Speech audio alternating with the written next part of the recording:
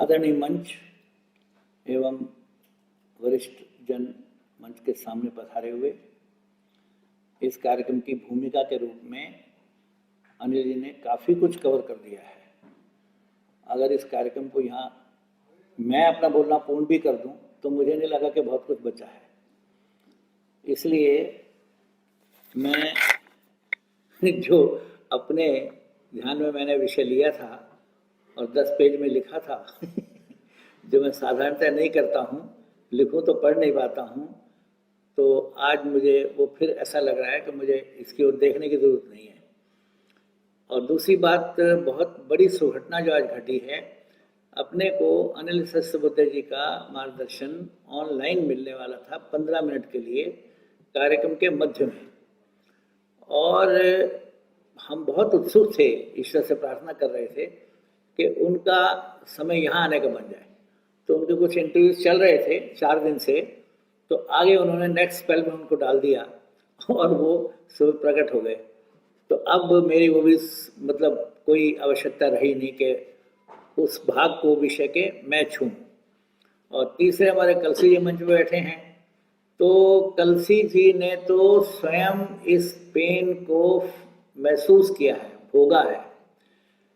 हिंदी भाषा में 12वीं तक विज्ञान की पढ़ाई करने के बाद बनारस के विद्यालय से, साधारण विद्यालय से, उसके बाद आईआईटी में प्रवेश लिया। अब पहली बार वो अंग्रेजी उस प्रकार की और टर्म्स वगैरह सारे शुरू हुए, फिर बीटेक किया, एमटेक किया, पीएचडी किया, और 84 बैच में अपने प्रशासक रहते हुए पंजाब कैडर में और कार्यकाल पूरा किया। फिर से सरकार के असाइनमेंट पर हैं। तो इतने उपयुक्त ये दोनों लोग बैठे हैं। आज के इस कार्यक्रम में वक्ता के नाते मैं न रहूं, मैंने पूरी कोशिश ईमानदारी से की थी, मगर ये अनिल जी हैं जिन्होंने मुझे निकलने नहीं दिया। एक छोटी सी घटना आपको बता दूंगा कि एक गांव में एक मुल्ला जी रहते थे। उनका ये था कि उनसे कभी कोई भाषण नहीं लिप करवा पाता था, सुन नहीं पाता था।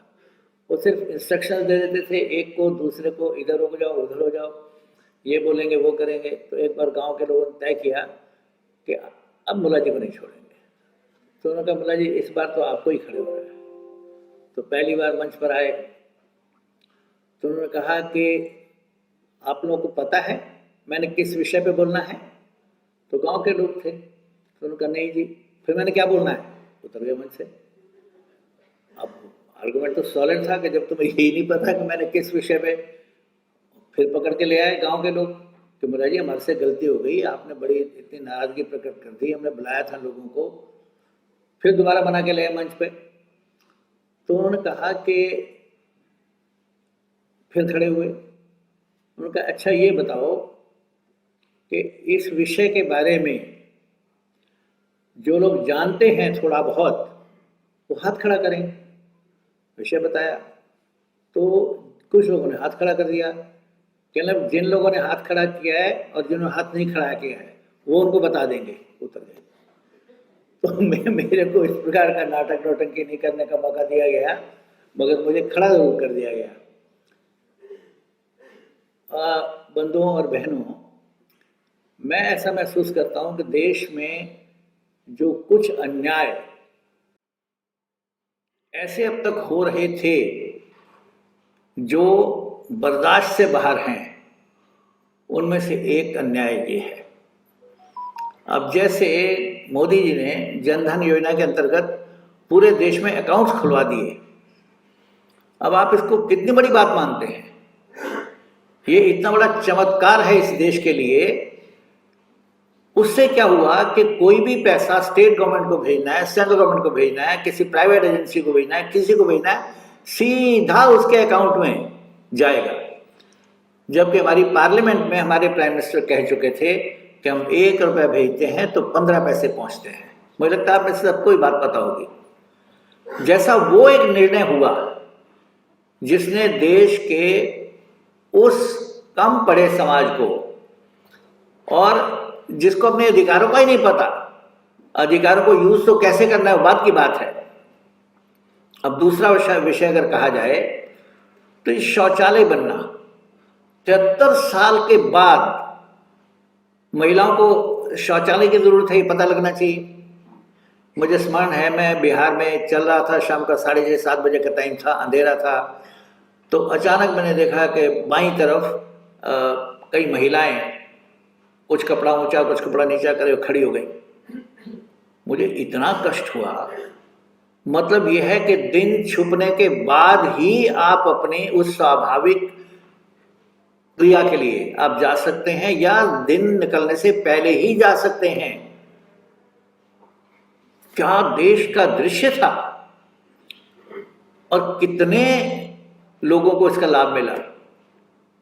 बिजली बिजली का तो मेरे हिसाब से एक बहुत बड़ा चमत्कार हो गया कि हर गांव तक बिजली पहुंचा देना। जबकि मैं कानपुर इसलिए नहीं जाता था, मेरा दादका कानपुर था, ठीक कड़क गर्मी में जून जुलाई में छुट्टियां होती थी, और हमें मुसीबत ये होती थी कि इच्छा तो है जाने की, मगर 5-6 घंटे 8 घंटे 10 घंटे पूरा दिन बिजली नहीं जाएगी और बैठ के पसीना बहाएंगे। आज लगभग उससे डिफरेंट चित्र पूरे देश में बिजली का है। इसकी पूरी एक लंबी लिस्ट आप ले सकते हैं। ये उस प्रकार के काम हुए हैं जिसने आम आदमी को लाभ पहुंचाया है, आम आदमी को। नकल, मैं औरैया के नज़दीक एक मैनपुरी गांव है, मैनपुरी शहर जिला है, वहां गया तो मैंने एक व्यक्ति से पूछा, मैंने कहा भाई पहले यहाँ इनकी कल्याण सिंह जी की गवर्नमेंट आई थी तो नकल खत्म हो गई थी, अब अखिलेश जी की गवर्नमेंट है, नकल का क्या हाल है? कहीं जी खूब होती है। मैंने कहा क्या मतलब, कितनी होती है? कहने छोटे भाई के सारे पेपर मैं दे के आया हूं। ये भी नकल का एक प्रकार आपने नहीं सुना होगा।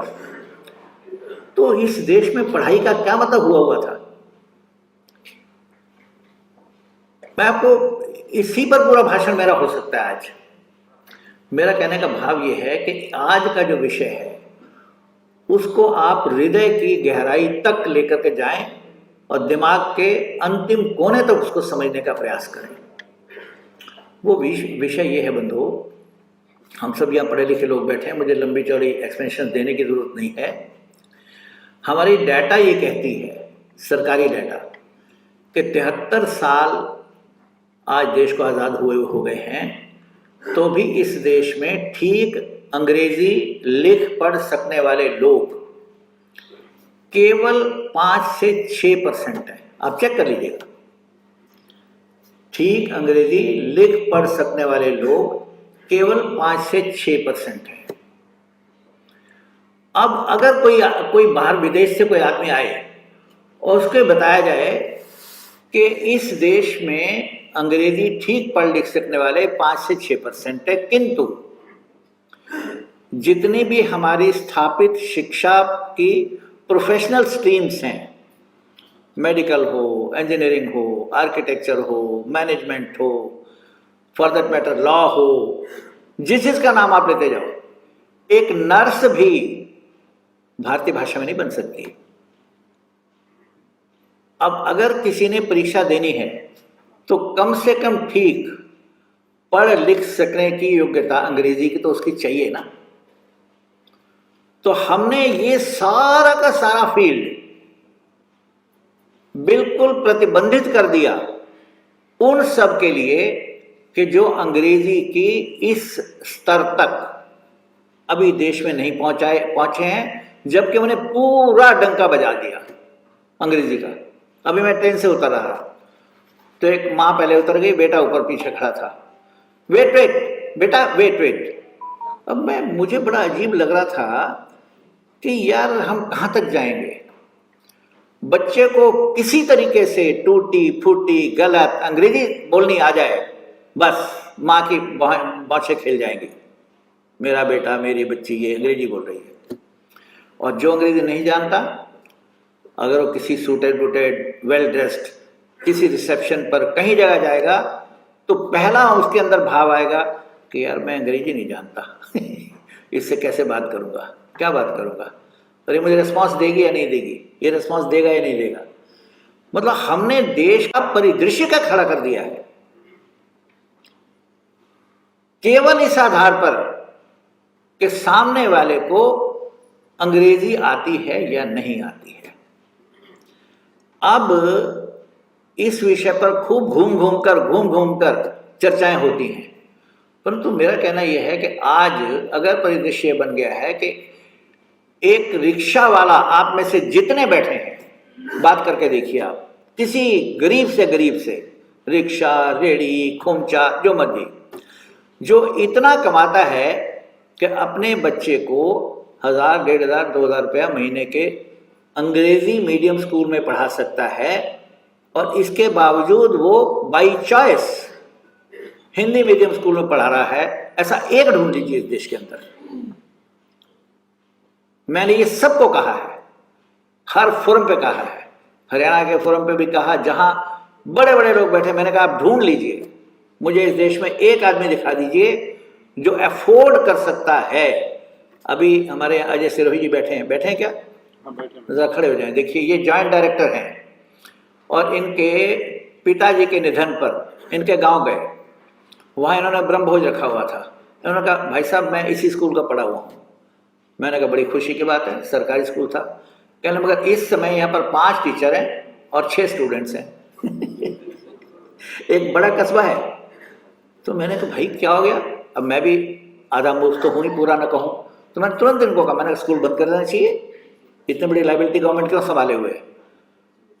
मेरा एक इमीडिएट रिएक्शन गया। तो उन्होंने कहा कि नहीं भाई साहब, वो जो सारी स्कीम्स हैं, सर्वे करवाना, इलेक्शन के टाइम पर करना, ये करना, वो करना, उसके लिए सिर्फ स्कूल के अध्यापक, अध्यापिका, स्टाफ ही तो होता है गवर्नमेंट के पास, तो उनका तो काम ही बंद हो जाएगा, तो इसलिए इनको रखना पड़ेगा।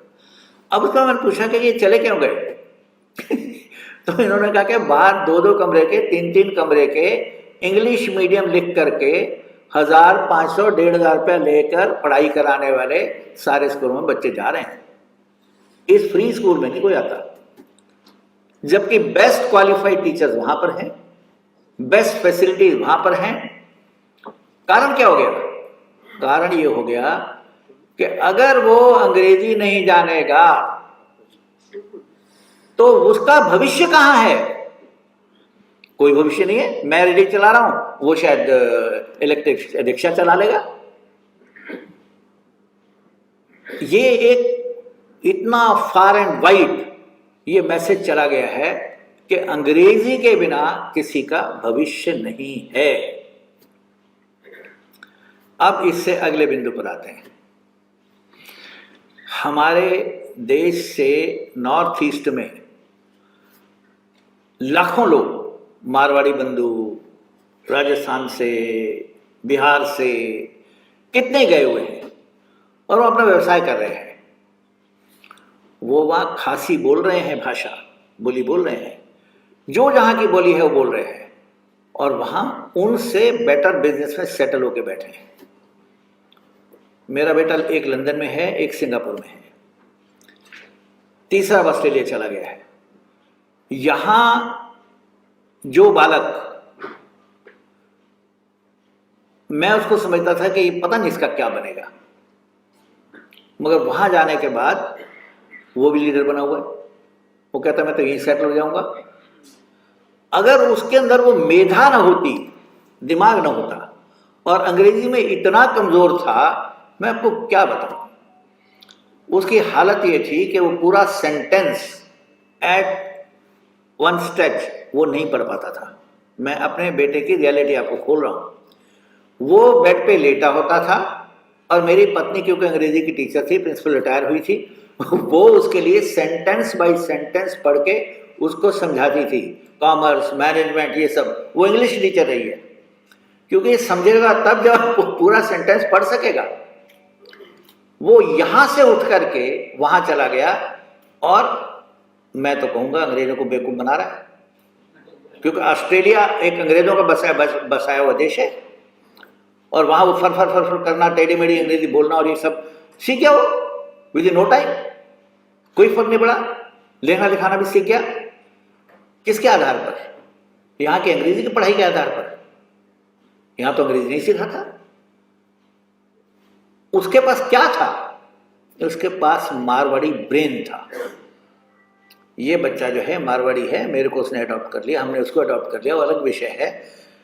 मैं कहने की आपको ये कोशिश कर रहा हूं कि ये जो 95% जनता है, इसके साथ अत्याचार जो होता रहा, उसके लिए अगर सरकारें जिम्मेवार हैं, हमारी नीतियां जिम्मेवार हैं, हम नहीं जागे, क्या हम सब जिम्मेवार नहीं हैं?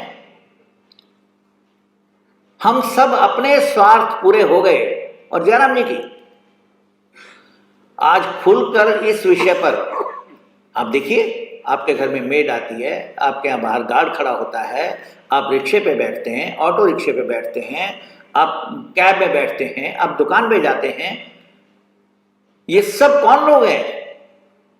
ये अधिकतर लोग वो हैं जो अंग्रेजी नहीं जानते हैं। आज दिल्ली में कम से कम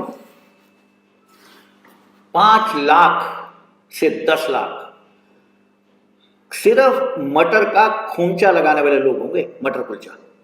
आप जरा कभी कल्पना करना, 5 लाख से कम नहीं होंगे किसी भी हालत में, और वो किसी एक को एम्प्लॉयमेंट भी दिए हुए हैं।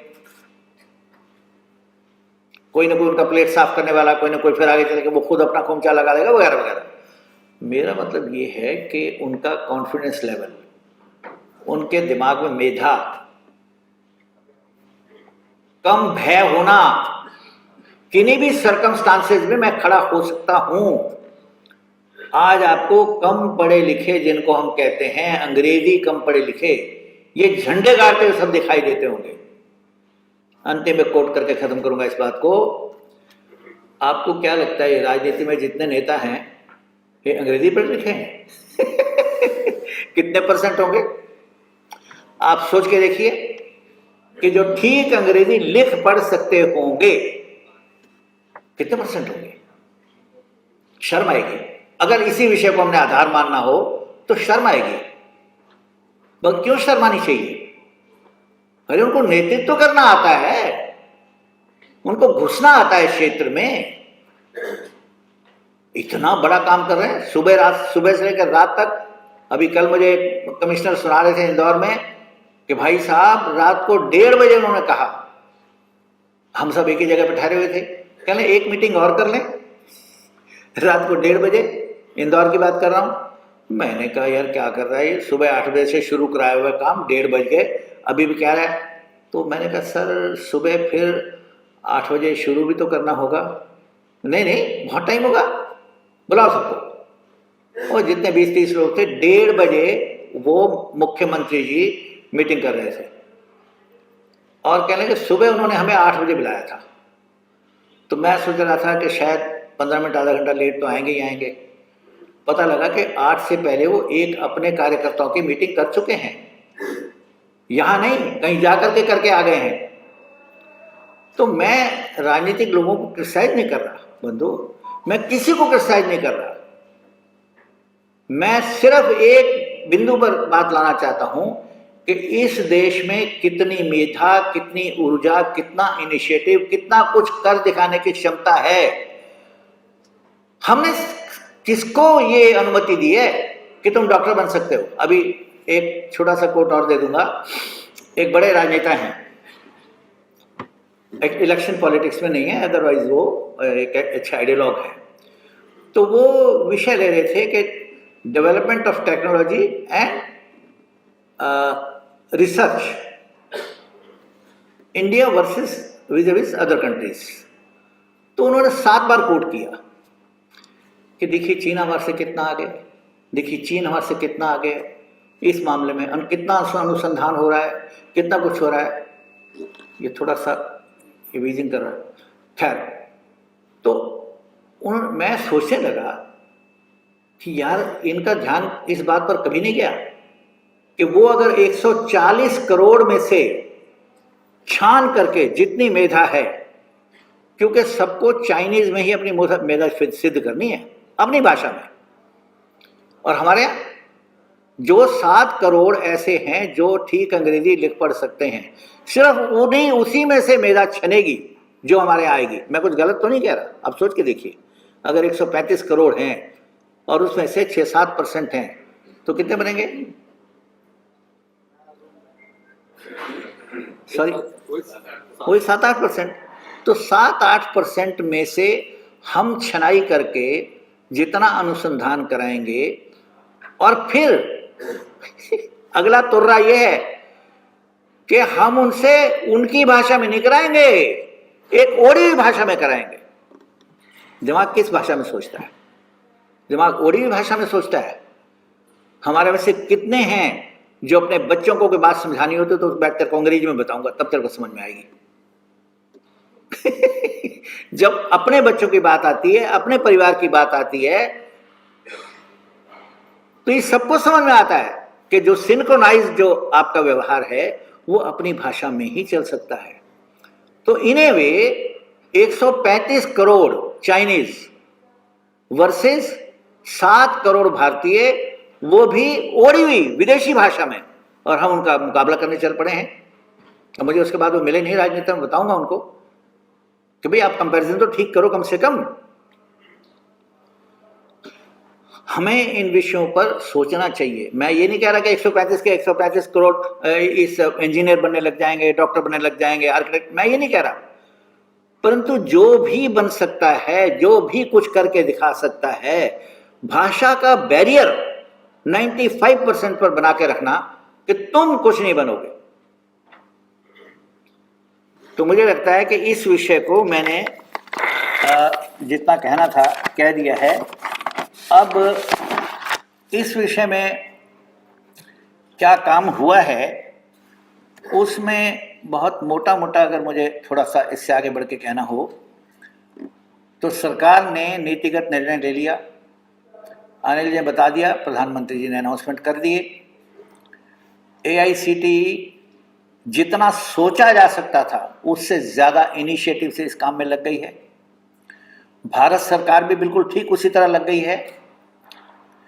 परंतु हम घोर अंधकार से और डे लाइट में लाना चाहते हैं तो वास्तव में हमें हर स्तर पे काम करना पड़ेगा। अभी जैसे मुझे आज बताया हमारे अनिल जी ने कि अब नेक्स्ट जो इशू है वो ये है, उनके दिमाग में ये आ सकता है कि क्या हमें इससे जॉब मिलेगी अगर हमने हिंदी में किया। पहले तो मैं यहाँ स्पष्ट कर दूं, मैं हिंदी की बात नहीं कर रहा हूं, मैं सभी भारतीय भाषाओं की बात कर रहा हूं, क्योंकि हमारे देश में 15 प्रदेश ऐसे हैं जो 4 करोड़ से ज्यादा की आबादी के हैं। 15 प्रदेश, उनको अपनी भाषा में ही चलना है। अगर उसको थोड़ा सा आगे कहना हो तो वो ये है कि हम ये एक्सपेक्ट कर रहे हैं, या जो डिसीजन हुआ है गवर्नमेंट ऑफ इंडिया का, कि टेक्निकल वर्ड्स को एज इट इज यूज किया जाएगा। इसलिए मैंने कहा ध्यान से सुनिएगा बात, अधूरी बात सुनेंगे तो फिर आप लोगों का जवाब नहीं दे पाएंगे। Technical terms as it is use किए जाएंगे। हम अंग्रेजी के विरोध में बिल्कुल नहीं जा रहे, केवल समझाने की भाषा उनके अपने प्रदेश की होगी। उनको प्रश्न पत्र दिया जाएगा, वो उनकी भाषा में दिया जाएगा, उसमें टर्म्स, टेक्निकल टर्म्स अंग्रेजी में ही होंगी। उनको लिखने का मौका दिया जाएगा, उनको पुस्तकें अपनी भाषा में दी जाएंगी। ये जो बेचारे फांसी लग लग के लटकते हैं ना ऑल इंडिया मेडिकल इंस्टीट्यूट में और जगह जगह, 12वीं में तो टॉप करके आ गए अपनी स्टेट में, वहाँ एड़ियाँ रगड़ रगड़ के 2-3 साल में। मेरे को कितने ही मेरे IIT के लोग जो कहते हैं सर हम 2 साल तक तो इंजीनियरिंग नहीं पढ़ते, सिर्फ अंग्रेजी पढ़ते रहते हैं क्योंकि हमने तो अंग्रेजी पढ़ी नहीं होती, इतनी मोटी मोटी पुस्तकें हमारे हाथ में पकड़ा दी जाती हैं, हम तो इंजीनियरिंग नहीं पढ़ते। तो मेरा कहने का मतलब क्या है कि अब इस मुसीबत से हम बाहर निकाल देंगे उनको, कि वो मोटी मोटी उस भाषा की पुस्तकें जो उनकी पहली से 12वीं तक रही नहीं, उसमें उनको जबरदस्ती पढ़नी पड़े, क्योंकि विषय को भारतीय भाषा में भी समझा जा सकता है, अंग्रेजी में भी। टेक्निकल टर्म हो ही रहेंगी। इससे आगे बढ़ के हम और लिबरल होकर सोचते हैं कि उनको 4 साल की पढ़ाई में ब्रिजिंग लैंग्वेज के नाते अंग्रेजी को भी साथ साथ पढ़ाया जाए, ताकि वो 4 साल में जब बन के इंजीनियर निकले, 5 साल बाद डॉक्टर निकले, तो उसको पूरा आत्मविश्वास हो कि कम्युनिकेशन, व्यवहार में मुझे अंग्रेजी करने में कोई तकलीफ नहीं आएगी। अब मैंने आपको इससे घटिया एग्जाम्पल मैं क्या दे सकता था कि मेरा बेटा जो सेंटेंस नहीं पढ़ सकता था, आज वो ऑस्ट्रेलिया में बिल्कुल दनदनाता घूम रहा है, एज इफ अंग्रेजी कोई इशू ही नहीं, क्योंकि उसको कोई टेक्निकल काम थोड़ी करना है, समझने समझाने तक की तो वो तो कोई इशू ही नहीं है। तो थोड़ा सा हम उनको ब्रिजिंग लैंग्वेज का सपोर्ट अगर दे देंगे तो ये कमी उनकी निकल जाएगी। अब मैं इस विषय पर शायद जितना कम समय लूँ ज़्यादा अच्छा होगा, क्योंकि अधिक समय आपके प्रश्नोत्तर के लिए रह जाएगा और भाई साहब को भी मिल जाएगा टाइम। मैं एक बात कहना चाहूँगा अंत में कि हाँ, इतना ज़रूर कह दूँ कि थोड़ा सा हमें वैश्विक परिदृश्य भी स्पष्ट होना चाहिए। ये विषय मेरे दिमाग में कौंधा कैसे, मेरे को हमारे एक SR शर्मा जी हैं, 66 बैच के IAS हैं, UT कैडर के, वो मेरे पास किताब लेके आए और इसी तरह आंदोलित थे जैसे मैं आंदोलित आपको दिखाई दे रहा हूँ। उन्होंने मेरे सामने एक पुस्तक थी, पुस्तक है अंग्रेजी माध्यम का भ्रमजाल। मैं आपसे विनम्र प्रार्थना कर रहा हूँ, सिर्फ 125 रुपये खर्च करके प्रभात प्रकाशन से आप वो मंगवा लीजिए। कम से कम 200 पुस्तकें मैंने बांटी भी हैं उसकी। किसी को चाहिए हो एक फ़ोन मुझे कर दीजिए, मैं भेज दूंगा। संक्रांत सानू की लिखी हुई पुस्तक है अंग्रेजी माध्यम का भ्रमजाल। उसमें पृष्ठ 19 पर उसने 20 देशों की सूची दी हुई है, सर्वाधिक धनी देश।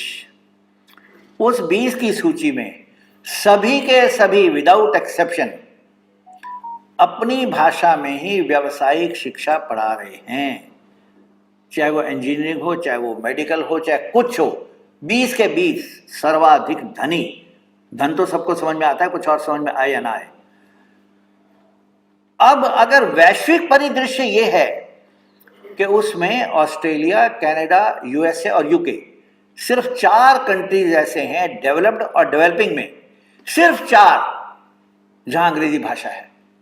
पूरा यूरोप जिसमें अधिकतर देश हमारे हरियाणा से छोटे हैं और एकदम लगते हैं, कोई अंग्रेजी में नहीं पढ़ा रहा सिवाय UK के। इतना सा देश 83 लाख का इजराइल अपनी भाषा में पढ़ा रहा है। नया देश खड़ा हुआ, हिब्रू में शुरू किया सब कुछ। मगर मैं ये नहीं कह रहा कि वो अंग्रेजी का उपयोग नहीं कर रहे।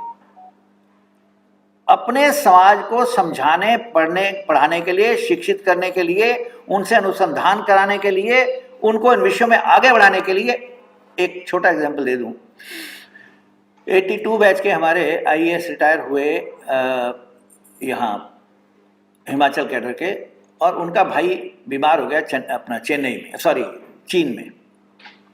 3 लोग घर के चले गए क्योंकि वो ICU में चला गया, वेंटिलेटर पर रहा, ICU में रहा, 24 दिन हॉस्पिटलाइज रहा। उसको बिल्कुल ठीक ठाक करके उन्होंने भेज दिया। और वो कहते कि हम 3 लोग जो वहाँ होते थे तो एक शब्द हम उनसे समझ नहीं सकते थे, एक शब्द उनको समझा नहीं सकते थे, मगर हम ये ऑब्जर्व कर रहे थे कि उसका ट्रीटमेंट, उसकी प्रोग्रेस बिल्कुल ठीक चल रही है। फिर उन्होंने हमें चाइनीज़ में रिपोर्ट दी, जो डिस्चार्ज रिपोर्ट होती है, वो लाके हमने यहाँ ट्रांसलेट करवाई। और फिर हमने लोगों से पूछा, कह जी परफेक्ट ट्रीटमेंट है। तो कहाँ खड़े हैं हम?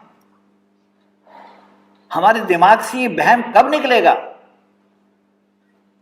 कि दिमाग जो है वो सिर्फ अंग्रेजी में चलेगा? उसको दिमाग चलाने का अधिकार ही नहीं है जो अंग्रेजी नहीं जानता या अंग्रेजी में नहीं विश्वास रखता। तो मैं इसके बाद केवल ये कहना चाहता हूं कि बंधुओं, क्योंकि हम रात को दिन में बदलना चाहते हैं, देश को अंधेरे से प्रकाश में लाना चाहते हैं, हम सब का कर्तव्य बनता है जमकर हर एंड पर। अगर कोई अच्छा विद्यार्थी है तो उसके अंदर आत्मविश्वास पैदा करें कि बेटा तुम बढ़ो अपनी भाषा में आगे, अब तुम्हें इंजीनियरिंग मेडिकल में प्रवेश मिलेगा। क्यों? अब तो रिजर्वेशन देने शुरू कर दिए उन्होंने। कहा ना उन्होंने 20% बच्चों को, कितनी बड़ी बात है, 20% बच्चे जो सरकारी स्कूलों से आएंगे उनको इंजीनियरिंग में प्रवेश दिया जाएगा। सरकारी स्कूलों में सारे तमिल में पढ़ते हैं, तमिलनाडु में।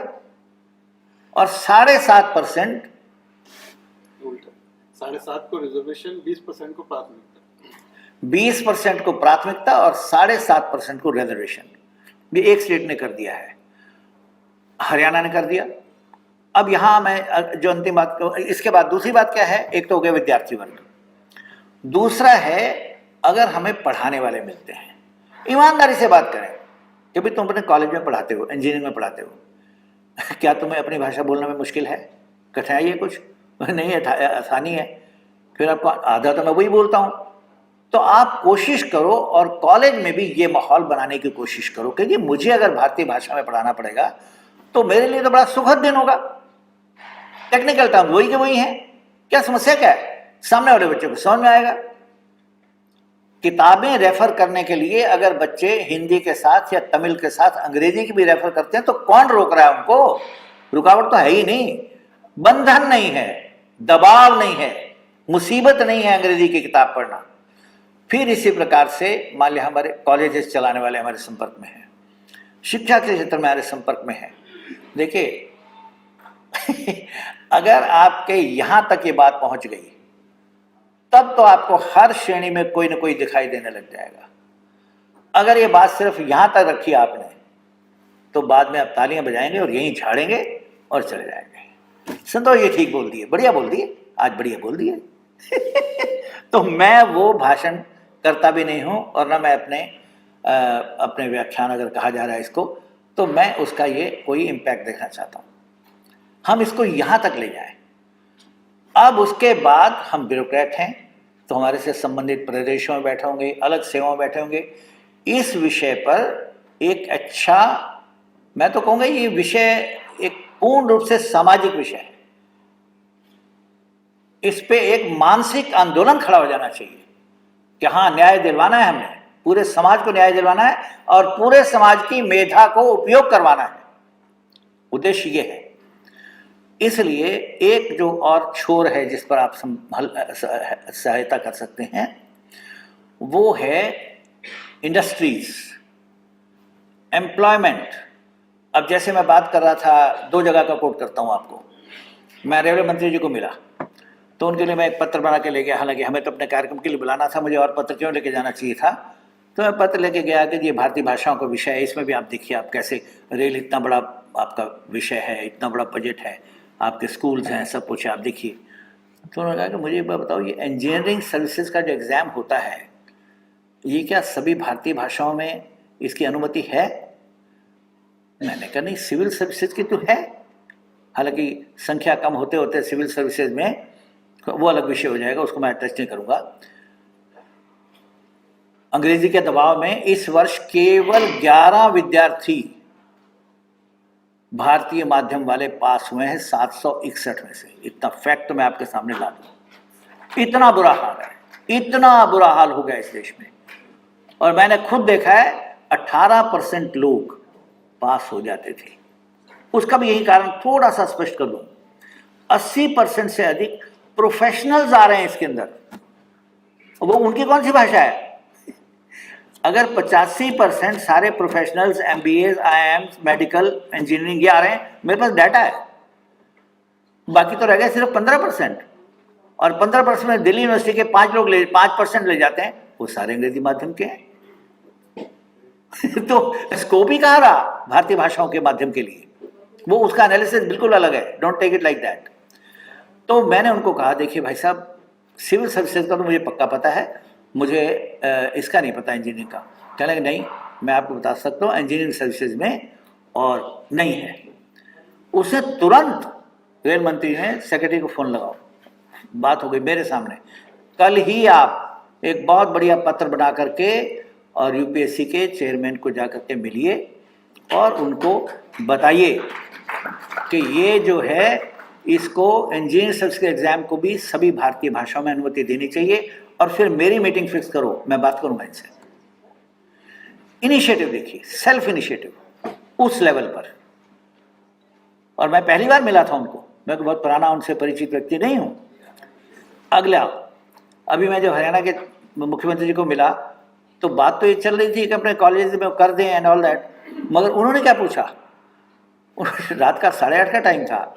मैं कहा ये बताओ, additional principal secretary Amit Agrawal था, डॉक्टर अमित अग्रवाल, उसको पूछा, अमित ये बताओ कि हम जो अपनी ये निकालते हैं वैकेंसीज गवर्नमेंट में इंजीनियर्स को इंडक्ट करने के लिए, तो उसमें हम इंडिकेट करते हैं कि उनका भाषा का मीडियम माध्यम क्या होना चाहिए? तो उससे का सर नहीं करते। कहने फ़ोन मिलाओ, ये लेबर और जो देखता है एम्प्लॉयमेंट और लेबर को, सेक्रेटरी, बात की। उन्होंने कहा भाई अब आगे से आप लिखेंगे medium of instruction in engineering Hindi English. ताकि एम्पली स्पेसिफाई हो जाए कि हमें फर्क नहीं पड़ रहा।